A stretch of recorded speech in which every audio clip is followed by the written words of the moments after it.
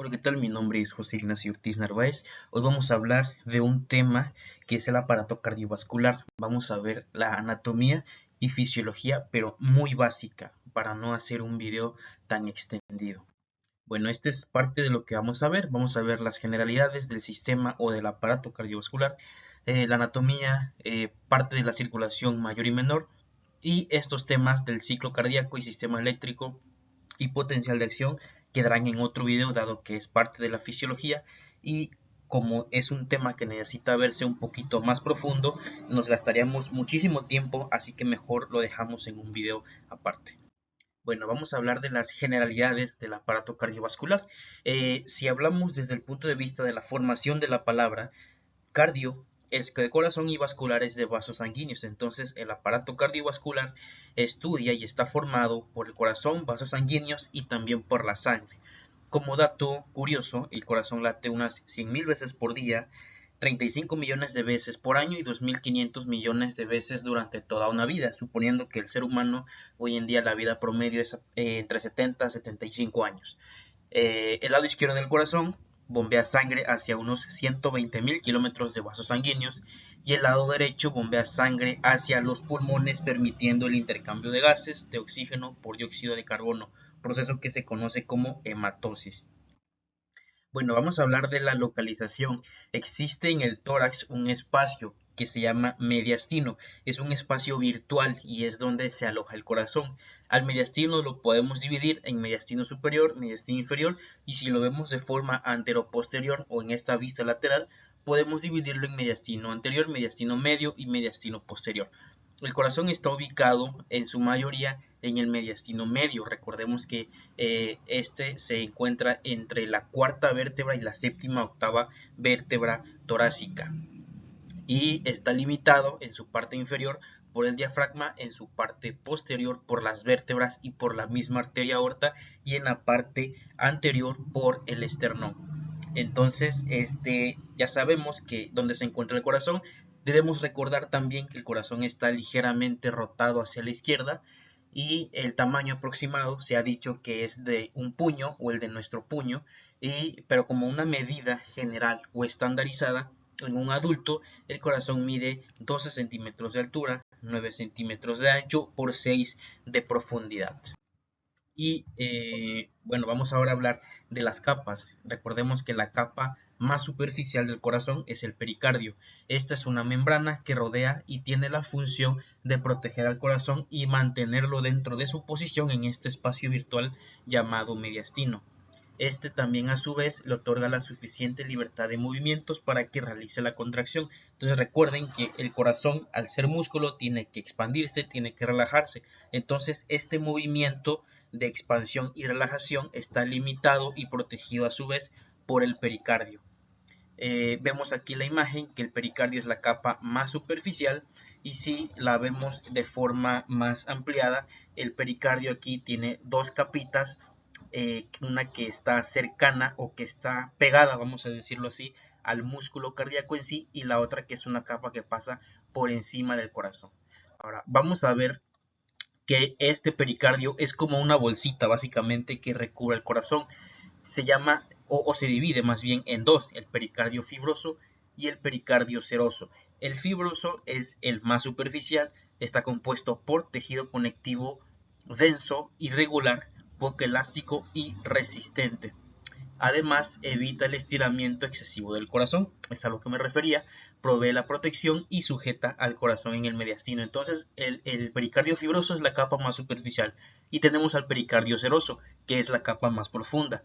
Imagínense que ustedes tienen su corazón, que empuñen su mano y ese es su corazón, e imaginen que envuelven a su mano con una bolsita de plástico. Entonces va a tener dos capitas, en donde la más superficial y que tiene contacto con los demás órganos que hay adyacentes es el pericardio fibroso, mientras que el pericardio seroso es la capita más profunda o más interna, y que a su vez se divide en dos también, que es el pericardio visceral, que tiene una capa, es la capa más interna más bien, y se denomina epicardio, que es la que tiene contacto en sí con el músculo, es decir, se adhiere fuertemente a la superficie del corazón, y la capa parietal, que es la capa externa del pericardio seroso, y se fusiona con el pericardio fibroso. Entonces, esto es a lo que me refería, tiene dos capitas.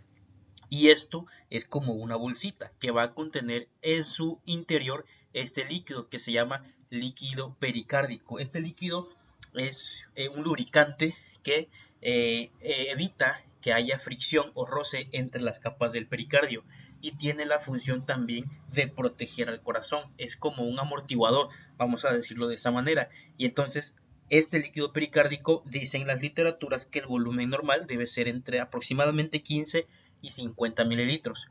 Hay situaciones donde este volumen aumenta, eso se llama una pericarditis, donde hay una inflamación y bueno, se produce cierta sintomatología. Y bueno, este espacio donde se aloja este líquido pericárdico se llama cavidad pericárdica, que es todo esto que vemos aquí. Bueno, ahora vamos a hablar del epicardio, que es en sí la capa más externa propiamente dicha del músculo, que es el corazón. Está compuesta por dos planos. La capa más externa se conoce como capa visceral del pericardio seroso, que ya lo habíamos mencionado. También está compuesta de una sola capa de células mesoteliales, así como tejido conjuntivo y adiposo. Es importante saber que en el epicardio, hay muchos vasos sanguíneos y linfáticos que van a irrigar en su parte al músculo del corazón. Y bueno, vamos ahora con el miocardio, mio de músculo, que es básicamente el que más volumen representa del corazón, representa alrededor del 95% de la pared cardíaca, porque pues hemos escuchado la expresión de que el corazón es un músculo, y ciertamente así lo es, en su mayoría al menos. Entonces, las fibras musculares, al igual que las del músculo estriado esquelético, están envueltas y rodeadas por tejido conectivo. Histológicamente tienen formas similares el músculo esquelético y el músculo cardíaco. De hecho, antes el músculo del corazón se conocía como músculo estriado cardíaco. Sin embargo, ahora simplemente se conoce como músculo cardíaco. Entonces vamos a ver para que podamos entender la diferencia entre el músculo esquelético, el músculo cardíaco y el músculo liso. Si hablamos desde el punto de vista histológico, primeramente el tamaño. Vamos a ver que el músculo esquelético es ligeramente más grande que el músculo cardíaco, aunque no hay una diferencia tan importante si hablamos de tamaño. Y respecto al endocardio, pues sí, al músculo liso, pues sí es una célula más corta, alargada y fusiforme. Ahora, ¿qué hace la diferencia importante entre el músculo esquelético y el músculo cardíaco?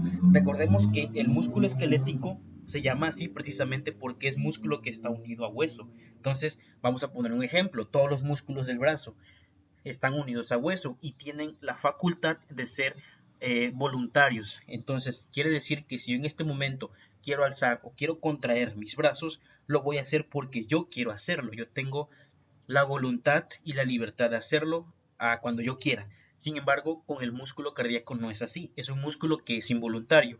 Yo no puedo en este momento, por mi propia cuenta o decisión, detener mi corazón y de repente volver a hacerlo latir, por así decirlo, ¿no? Entonces, no se tiene esa facultad y por eso es involuntario, al igual que el músculo liso, que lo incluyo dentro de esta diferenciación de células de tipo muscular, porque el músculo liso es parte de los vasos sanguíneos, que son parte también del aparato cardiovascular. Bueno, vamos ahora con el endocardio, que es la capa más interna. Es una fina capa de endotelio que se encuentra sobre una capa delgada de tejido conectivo. Entonces es la capa más interna del corazón y la función que tiene es que se evita roce o fricción de la sangre que entra y que sale del corazón y que pasa a través de todo el músculo cardíaco. Entonces esa es la función, evitar la fricción de sangre con el músculo cardíaco. Aquí vemos cómo esta imagen representa a la cavidad pericárdica, al miocardio, que es todo este volumen del 95%, y la capa más interna, que es esta, que es el endocardio. Ahora vamos a ver esta imagen. Esta imagen es interesante porque es básicamente todas las estructuras del corazón vistas desde un punto de vista anterior, es decir, si lo vemos de frente. Recordemos que les mencionaba yo que el músculo, o más bien el corazón, está ligeramente rotado hacia la izquierda. Quiere decir que si nosotros vemos las imágenes del corazón vistas desde el frente, imaginándonos que estamos viendo el corazón frente al tórax, no vamos a ver ciertas estructuras. De las más importantes que no vamos a ver van a ser, por ejemplo, el ventrículo izquierdo y la aurícula izquierda, porque están posicionadas detrás de nuestra vista, dada esa ligera rotación del corazón. Entonces, en la vista anterior, ¿qué estructuras vamos a ver? A pesar de que esto se ve así aparatoso, de que son muchísimas estructuras, la verdad no es difícil de aprender una vez que entendemos parte también de la fisiología y del recorrido que va a tener la sangre. Ya entrados inclusive en esta parte, voy a hablar levemente y de manera superficial de la circulación mayor y menor. ¿Por qué? Porque es importante para aprender y para entender esta imagen. Ahora, antes de empezar, recordemos que los libros de anatomía y fisiología, todo aquello que es vena o que lleva sangre venosa, lo va a representar de color azul, y todo aquello que es arteria o que contenga sangre arterial lo representa de color rojo, hablando desde los vasos sanguíneos. Entonces, vamos a empezar hablando de la circulación menor. Entonces, la circulación menor o circuito pulmonar se llama así precisamente porque es una circulación de un recorrido corto. La sangre se utiliza en todo el cuerpo y lo que se utiliza básicamente es el oxígeno. Entonces, la sangre pierde oxígeno y trae consigo el desecho de las células, que es dióxido de carbono. Entonces, la sangre regresa pobre en oxígeno o desoxigenada, también se dice. ¿A dónde va a regresar? Pues al corazón, porque el corazón tiene que mandarlo a los pulmones a que se oxigene a través de la respiración, a través del oxígeno que nosotros obtenemos en cada inspiración. Pero entonces, tiene que llegar primero al corazón. ¿Y desde dónde lo hace? Pues la parte superior lo hace desde la vena cava superior, y la parte inferior del organismo llega a través de la vena cava inferior. ¿Y hacia dónde llega? Hacia esta estructura, que es la aurícula o la orejuela de la aurícula derecha. Entonces aquí llega la sangre venosa. Esta sangre venosa luego se tiene que venir acá, al ventrículo derecho, que es la parte que más observamos en la vista anterior. Entonces el ventrículo derecho tiene que bombear esta sangre, ¿a dónde? Pues hacia los pulmones, y aquí vemos esta unificación del ventrículo derecho con estas arterias pulmonares, que dicho sea de paso, son las únicas arterias en el organismo que llevan sangre desoxigenada o sangre venosa.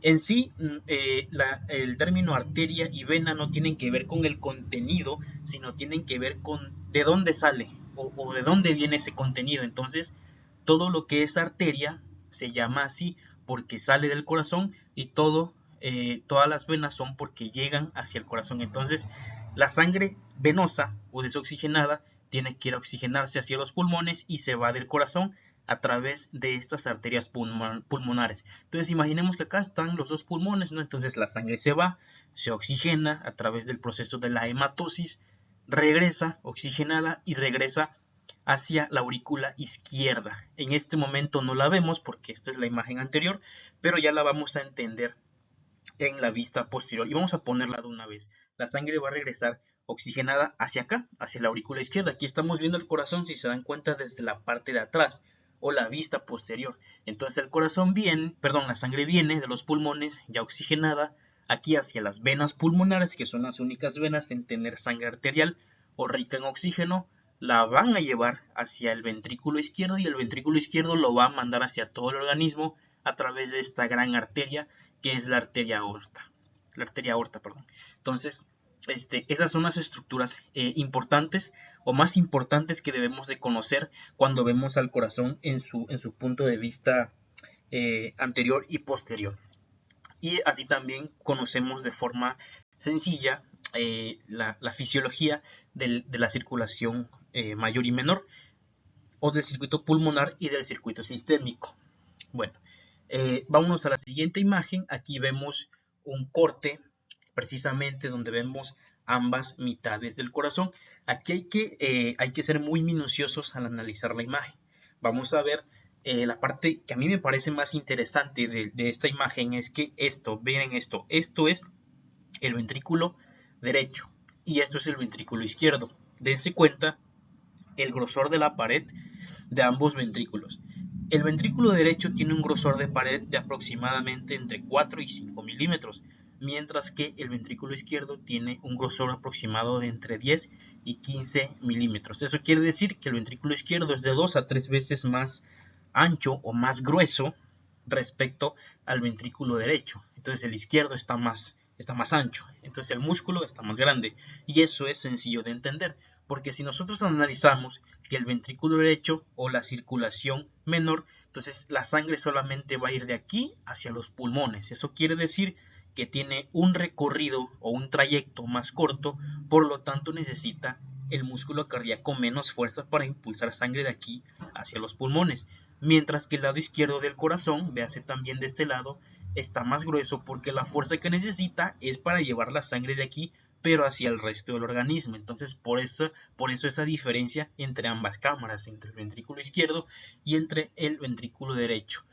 Aquí vemos también las cavidades, las aurículas derecha, izquierda, igual de este lado lo vemos. Ahora, algo muy importante que vemos aquí son las válvulas. Recuerden que en el lado derecho del corazón tenemos una válvula tricúspide y de este lado tenemos a la válvula bicúspide o la válvula mitral. La función de las válvulas, las vamos a ver en la siguiente imagen, es abrirse y cerrarse en respuesta a los cambios de presión a medida que el corazón se contrae y relaja. En palabras más sencillas, cuando el corazón va a pasar sangre de la aurícula al ventrículo, necesita abrirse, tal aquí como está abierta. ¿Por qué? Porque la sangre va a pasar de acá de la aurícula al ventrículo, entonces necesita abrirse. Y justo cuando la sangre pasa, necesita cerrarse. ¿Para qué? Para evitar el retorno o que la sangre pase del ventrículo a la aurícula. Esa es la función básicamente de las válvulas. Aquí vemos las válvulas bicúspide abierta y la válvula bicúspide cerrada. Y esto es importante saber que el cierre y apertura de válvulas es lo que ocasiona los ruidos cardíacos, el primer y el segundo ruido cardíaco que nosotros escuchamos con el estetoscopio o con el fonendoscopio, que también se le conoce así. Bueno, aquí vemos también otra imagen. Esta es una imagen superior de cómo se ven las válvulas.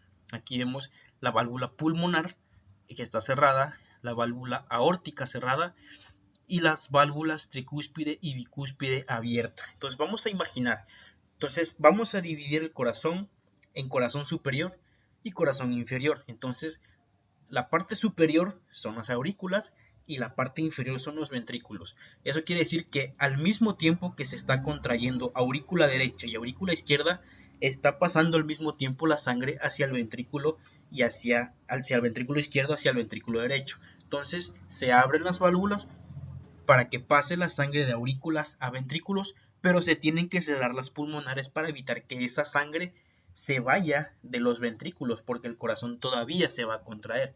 Y ya cuando el corazón o el músculo se contrae, ahora sí se cierran las válvulas bicúspide y tricúspide para evitar que la sangre regrese hacia las aurículas, porque el corazón se está contrayendo.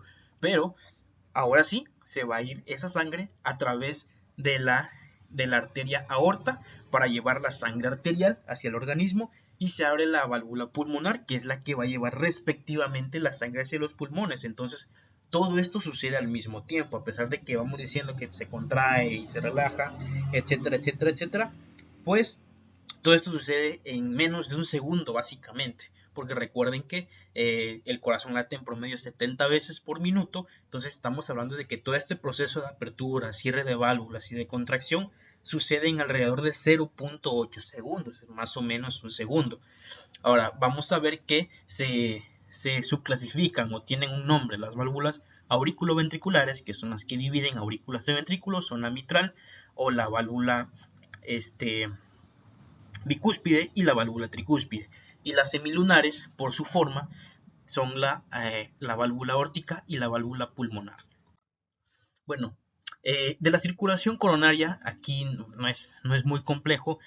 Tenemos que ver las más importantes. Aquí vemos la coronaria derecha y vemos la coronaria izquierda. Y también vemos la circulación venosa, el seno coronario, la gran vena cardíaca, y vemos cómo se va clasificando o subdividiendo más bien en otras pequeñas arterias que van a mantener irrigada a todo el músculo cardíaco. Bueno, dentro de los vasos sanguíneos del corazón, vamos a ver que es parte básicamente del aparato cardiovascular, de que se van a encargar del transporte y distribución de la sangre hacia el organismo. forman un sistema cerrado de conductos que reciben la sangre del corazón, la transportan hacia los tejidos y luego la devuelven al corazón. Entonces esto es sencillo, es como imaginar que dentro de una colonia, vamos a decir así, tenemos una gran bomba de agua que va a suministrar agua hacia todas las demás colonias, hacia todas las casas de una colonia. Entonces así son los vasos sanguíneos. Son estas pequeñas tuberías que van a llevar y traer sangre. Entonces, está conformado entonces por arterias y venas. ¿Cuál es la diferencia entre unas y otras? Las arterias van a llevar sangre del corazón hacia los tejidos y son más gruesas respecto a las venas. Las venas llevan sangre de los tejidos al corazón y son más delgadas que las arterias. Y tenemos a los capilares, que son los que llevan la sangre hacia el interior de los tejidos. Vamos a entender también que existen arterias más pequeñas que se conocen como arteriolas y venas más pequeñas que se conocen como vénulas. Y bueno, vamos a ver la estructura del vaso sanguíneo. Tiene tres capas que también se conocen como túnicas. La túnica interna o la túnica íntima es la más profunda. Vamos a ver aquí, esta de aquí, la túnica interna se divide a su vez en tres capas. La primera que ya es el endotelio, que es el órgano más grande de todo el organismo, a su endotelio. Y tenemos también a la lámina elástica interna. La túnica interna tiene la capacidad de ser elástica, dado que pues la arteria también tiene una capacidad de contracción. Tenemos a la túnica media, que consta principalmente de músculo liso y son la que permiten los procesos de vasoconstricción y vasodilatación. Vemos aquí en la túnica media, que es donde se encuentra este músculo liso, que precisamente es el que permite este proceso de contracciones. Y la túnica externa, también conocida como túnica adventicia, está conformada por este tejido conectivo, fibras elásticas y, muy importante, vasa vasorum y nervio vasorum, que son vasos sanguíneos que irrigan a los vasos sanguíneos y nervios que irrigan, o que inervan más bien a los vasos sanguíneos. Y bueno, pues dentro también entender que las arterias poseen muchas fibras elásticas, entonces tienen gran distensibilidad. Esto significa que sus paredes se estrechan o se expanden fácilmente sin desgarrarse, dada a esa capacidad tan importante de elasticidad que tienen. Y esto lo hacen ante los cambios de presión. Vamos a ver que las arterias, que son las arterias más grandes del cuerpo, sus láminas interna y externa elásticas están bien definidas. Y son arterias de mediano calibre. En el caso de estas, su túnica media contiene más músculo liso y menos fibras elásticas. Si hablamos de la diferencia entre una arteria elástica, una arteria muscular, y vemos las arteriolas, que son las más pequeñas. Son las arterias muy pequeñas, casi de tamaño microscópico, que regulan el flujo de sangre entre las redes de capilares, que son los que van a llevar la sangre directamente hacia las células. Y vamos aquí a los capilares, también son parte importante porque son los vasos sanguíneos más pequeños. Forman la vuelta en U que conecta el flujo arterial con el retorno venoso. Cuando ustedes se imaginen venas y arterias, no quiere decir que existen venas y arterias por separado, no. Todo es un mismo conducto, si lo quieren ver así, todo es una misma manguera. Entonces imagínense que tienen una manguera larguísima. Entonces justo la manguera trae de un lado la sangre arterial, y esa sangre arterial se tiene que depositar en los tejidos, en las células. ¿Eso cómo lo hace? Entonces imagínense que dentro de esa manguera, justo a la mitad, están estos capilares que tienen pequeñas fenestraciones o estos pequeños puntitos que van a permitir que lo que se va a utilizar de la sangre pase hacia las células. Entonces eso es el capilar, y entonces una vez que se ingresa ese oxígeno hacia las células y se reingresa el dióxido de carbono, que es el desecho celular, se va a regresar ahora hacia el corazón a través de las venas. Entonces todo es un mismo conducto. La única diferencia es el contenido de la sangre y que va a regresar básicamente. Una viene del corazón con sangre rica en oxígeno, se deposita lo que se va a utilizar, se desecha o se reabsorbe el desecho, y ya se lleva nuevamente hacia el corazón para que la sangre vuelva a oxigenarse nuevamente. Y bueno, pues esto ha sido la anatomía y fisiología muy básica del corazón. Ya vamos a ver más adelante cosas más complejas como el gasto cardíaco, el ciclo cardíaco y el sistema de conducción eléctrica, que también es muy importante para entender la fisiología del corazón. Muchas gracias.